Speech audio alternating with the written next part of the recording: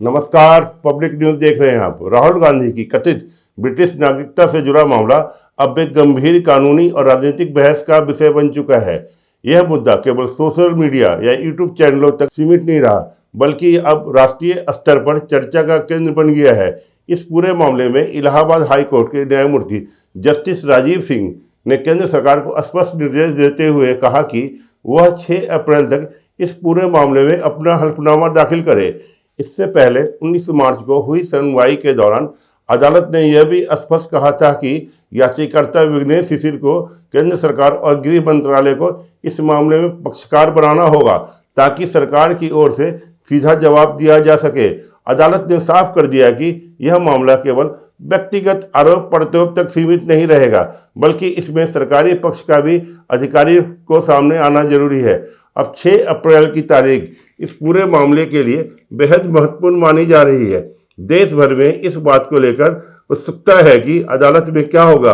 क्या राहुल गांधी को इस मामले में कानूनी झटका लगेगा? क्या उनकी संसद सदस्यता पर असर पड़ सकता है? क्या मामला यहीं खत्म होगा या आगे फिर सुप्रीम कोर्ट तक जाएगा? ये तमाम सवाल इस समय लोगों के मन में उठ रहे हैं। वहीं विघ्नेश शिशिर ने एक और दावा किया है। जनवरी के महीने में जब राहुल गांधी के ब्रिटिश नागरिकता को चुनौती देने वाले याचिकाकर्ता विघ्नेश शिशिर रायबरेली पहुंचे थे, तो रायबरेली की एमपी एमएलए कोर्ट के बाहर उन्होंने मीडिया से बात करते हुए एक ऐसी बात बोल दी थी, एक ऐसा बयान दिया था जिसको सोचकर हर कोई हैरान हो गया था।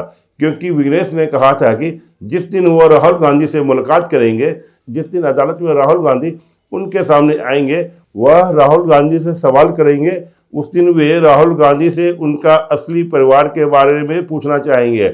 और जब विघ्नेश शिशिर का यह वीडियो आया तो हर कोई हैरान हो गया कि राहुल गांधी का असली परिवार, क्योंकि राहुल का जो भारत में परिवार है वो तो एक ही है, जिसमें उनकी माँ सोनिया गांधी है, उनकी बहन प्रियंका वडेरा है और उनके जीजाजी रॉबर्ट वडेरा है। इसके अलावा राहुल का यहाँ कोई परिवार तो है नहीं। फिर यह जो विघ्नेश शिशिर, यह किस परिवार की बात कर रहे थे? विघ्नेश शिशिर अब उस स्थिति में आ गए हैं जब उन्होंने कहा था कि जिस दिन वे राहुल गांधी के ब्रिटिश नागरिकता को साबित करने के मुहाने पे आ जाएंगे, यानी बहुत करीब आ जाएंगे, तब वो राहुल गांधी की व्यक्तिगत जीवन को लेकर बड़े बड़े खुलासे करेंगे। दरअसल विघ्नेश शिशिर अब आश्वस्त है। उन्होंने कह दिया है कि जो सबूत हमने दिए हैं वो राहुल गांधी को कोई नहीं बचा सकता, सिर्फ प्रोसेसिंग बाकी है, इसके बाद सब कुछ सामने आ जाएगा। इसी बीच विघ्नेश शिशिर का एक ट्वीट आया। इसमें क्या लिखा है? विघ्नेश शिशिर ने लिखा है कि UN connected information of tool global citizenship holding citizenship, यानी कनेक्टेड इन्फॉर्मेशन आई है इनके पास। किसके बारे में? जो ग्लोबल सिटीजन है, मतलब जिसके पास एक देश से ज्यादा नागरिकता है। अब इन्होंने किसी का नाम इसमें नहीं लिखा है, लेकिन इन्होंने क्या लिखा है यह आप समझिए। इन्होंने एक व्यक्ति के बारे में जानकारी दी है जिसके बारे में बता रहे हैं कि वो ग्लोबल सिटीजन है, यानी कि इसके पास कई देश की नागरिकता है। अब इसमें यह बताते हैं कि इसके पास यूके की नागरिकता है, ब्रिटेन की नागरिकता भी हासिल है, जो अमेरिका की नागरिकता है वह इस व्यक्ति ने शादी के जरिए हासिल की है। इसके बाद भारत की नागरिकता भी मिली हुई है, वह भी बाय बर्थ, यानी इस व्यक्ति का जन्म भारत में हुआ। यह कह रहे हैं कि सेंट लुइस की भी नागरिकता है बाय इन्वेस्टमेंट। सेंट लुसिया में इन्होंने इन्वेस्ट किया है और इन्हें वहाँ की नागरिकता मिल गई है। चीन की नागरिकता इन्होंने एक एमयू के जरिए मिली है, एक समझौता किया था बहुत दिन पहले इन्होंने। और इटली की नागरिकता बाई पेरेंटल बर्थ मिली हुई है। 6 अलग अलग देश की नागरिकता किसकी तरफ इशारा कर रहे हैं ये? आगे एक और जानकारी लिखी है। विघ्नेश कह रहे हैं कि इनकी जो पहली वाइफ है उससे 2 बच्चे हैं। जो लड़का है वो 21 साल का है, जो लड़की है वो 19 साल की है। जो चौथी वाइफ है, यानी कि 4 वाइफ है, चौथी शादी से 2 बच्चे हैं और पत्नी कन्नड़ बोलती है और फिलहाल यह यूके में रहकर ही पढ़ाई कर रहे हैं। इसके बाद विघ्नेश कहते हैं कि यह सब कुछ मैं पहले दिन ही खुलासा कर दूंगा। कौन सा पहला दिन? क्या सुनवाई का पहला दिन या जिस दिन कोर्ट में वो शख्स पहुंचेगा?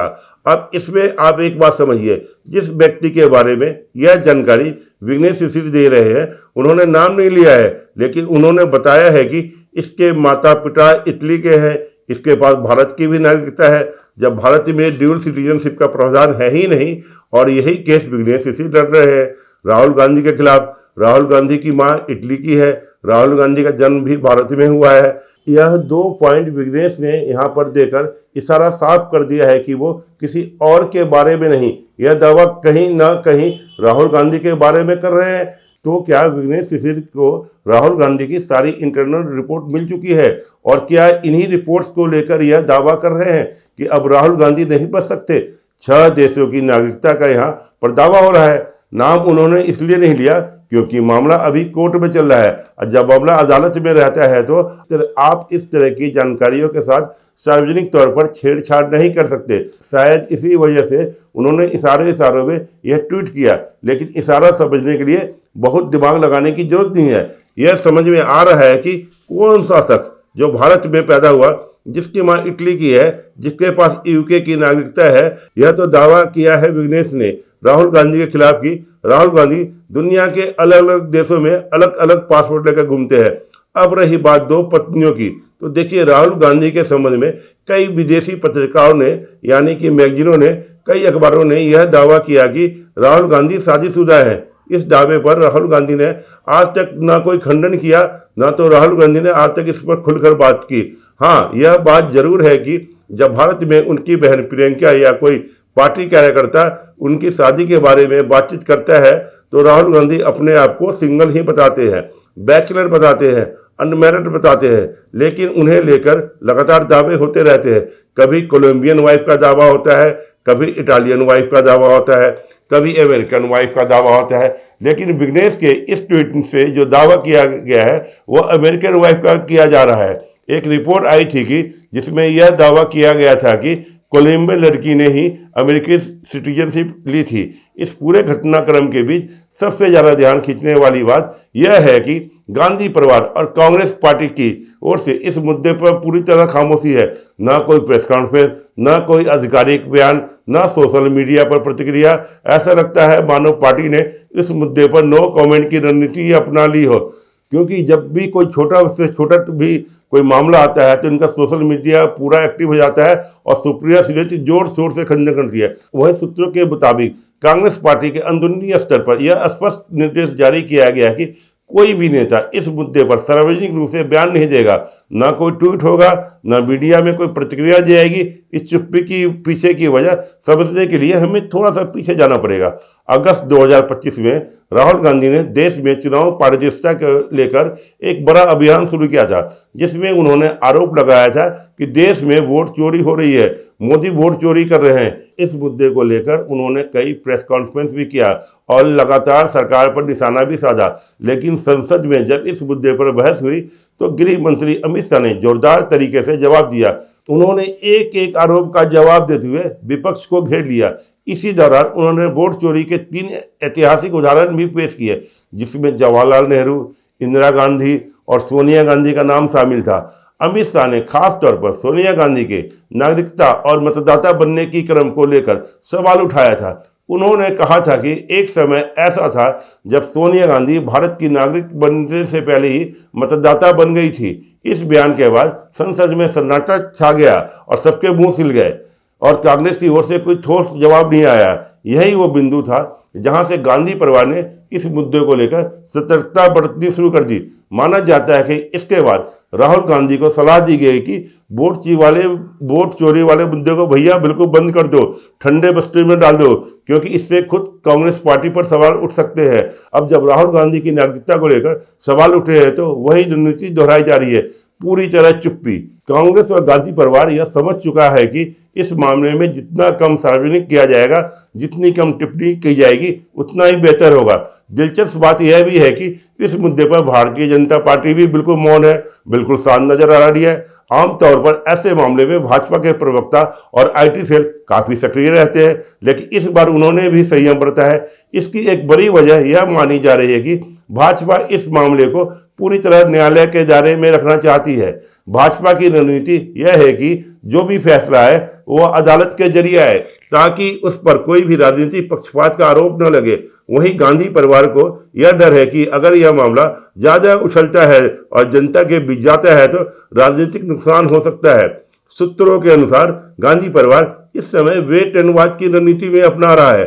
पार्टी को भरोसा है कि उसके वकीलों की टीम इस मामले को संभाल लेगी, लेकिन साथ ही यह भी कोशिश की जा रही है कि मामला ज्यादा सुर्खियों में न आए। यह भी खबर आ रही है कि राहुल गांधी अप्रैल के महीने में विदेश दौरे की योजना बना रहे हैं। माना जा रहा है कि यह दौरा सुनवाई की तारीख के आसपास हो सकता है, ताकि वह सीधे विवाद के केंद्र में न रहे। इसके अलावा राहुल गांधी की हालिया गतिविधियों पर भी नजर डाले तो वो संसद से दूरी बनाए हुए दिख रहे हैं। कभी केरल चले जाते हैं, कभी अन्य राज्यों में चले जाते हैं। यह सब एक तरह से मीडिया और विपक्ष के सीधे सवालों से बचने की रणनीति के तौर पर देखा जा रहा है। कांग्रेस पार्टी इस मामले में अभी कोई आधिकारिक रुख नहीं लेना चाहती। माना जा रहा है कि जब अदालत का फैसला आएगा तब पार्टी इसे राजनीतिक साजिश करार दे सकती है, लेकिन फिलहाल पूरी पार्टी एक तरह से बैकफुट पर है। यह मामला केवल एक व्यक्ति या एक पार्टी या एक समिति तक सीमित नहीं है, बल्कि यह भारत की राजनीति, कानून और लोकतंत्र व्यवस्था से जुड़ा हुआ है। अगर अदालत इस मामले में कोई बड़ा फैसला देती है तो उसका दूरगामी परिणाम भी हो सकते हैं। अंततः 6 अप्रैल की तारीख इस पूरे मामले के लिए निर्णायक साबित हो सकती है। केंद्र सरकार का हल्फनामा, अदालत की टिप्पणियां और आगे की कानूनी प्रक्रिया, यह सभी मिलकर तय करेगा कि यह मामला किस दिशा में जाएगा। देश की नजरें अब इसी सुनवाई पर टिकी है। क्या यह मामला एक बड़े राजनीतिक भूचाल में बदलेगा या फिर कानूनी प्रक्रिया की तरह शांत हो जाएगा? यह आने वाला समय ही बताएगा।